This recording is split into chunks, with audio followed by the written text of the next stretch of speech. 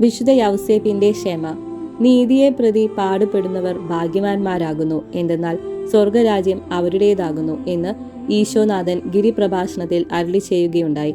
അടുത്ത കാലത്ത് ഒരു മനുഷ്യൻ അയാളുടെ ഭാര്യയെയും 5-6 കുട്ടികളെയും വിഷം കൊടുത്തു കൊന്നതിനു ശേഷം അയാളും വിഷം കുടിച്ച് ആത്മഹത്യ ചെയ്തതായി ഒരു വാർത്ത കേട്ടിട്ടുണ്ട്. ജീവിത പ്രശ്നങ്ങളുമായി ഏറ്റുമുട്ടി നൈരാശ്യം നിമിത്തമത്രേ അപ്രകാരം ചെയ്തത്. ജീവിതത്തിൽ പ്രശ്നങ്ങൾ ഉണ്ടാകുമ്പോൾ പലരും അസ്വസ്ഥചിത്തരും നിരാശരുമാകുന്നത് എന്തുകൊണ്ടാണ്?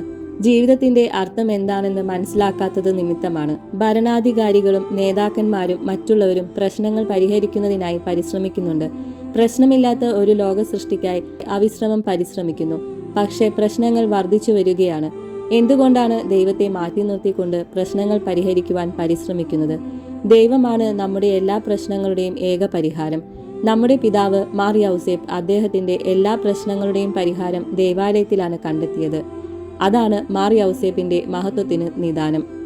സംശയങ്ങളിലും ബുദ്ധിമുട്ടുകളിലും യാതനകളിലുമെല്ലാം അദ്ദേഹം ദൈവത്തിൽ അഭയം ഗമിച്ചതിനാൽ സമചിത്തതയോടുകൂടി എല്ലാ പ്രതിബന്ധങ്ങളെയും അഭിമുഖീകരിക്കുവാനും വിജയപൂർവ്വം തരണം ചെയ്യുവാനും സാധിച്ചു. അതിനാൽ തിരുകുടുംബത്തിൽ എപ്പോഴും വലിയ സമാധാനവും സന്തോഷവും കളിയാടി. നമ്മുടെ ജീവിതത്തിൽ പ്രശ്നങ്ങളെയും വെല്ലുവിളികളെയും അഭിമുഖീകരിക്കേണ്ടതായി വന്നേക്കാം. അപ്പോൾ നമ്മുടെ മനോഭാവം എന്താണ്? ദൈവത്തെയും കുടുംബാംഗങ്ങളെയും അയൽവാസികളെയും ശപിക്കുകയോ മറ്റെന്തെങ്കിലും വിധത്തിൽ നിർഭാഗ്യകരമായ ജീവിതം നയിക്കുകയോ ചെയ്യുന്നില്ലേ? എന്നാൽ ക്രിസ്തീയമായ പ്രത്യാശയും ധൈര്യവും നമുക്കുണ്ടെങ്കിൽ അക്ഷോഭരായി അചഞ്ചലരായി പതറാതെ തളരാതെ മുന്നേറുവാൻ സാധിക്കും. അപ്പോൾ നാം ഈശോയോടും പരിശുദ്ധ കന്യകാമറിയത്തോടും നമ്മുടെ പിതാവായ മാർ യൗസേപ്പിനോടും അനുരൂപരായി തീരുന്നു. സമാധാനത്തിന്റെയും സ്നേഹത്തിന്റെയും സൗഹൃദത്തിന്റെയും കേളിരംഗമായി തീരും കുടുംബം.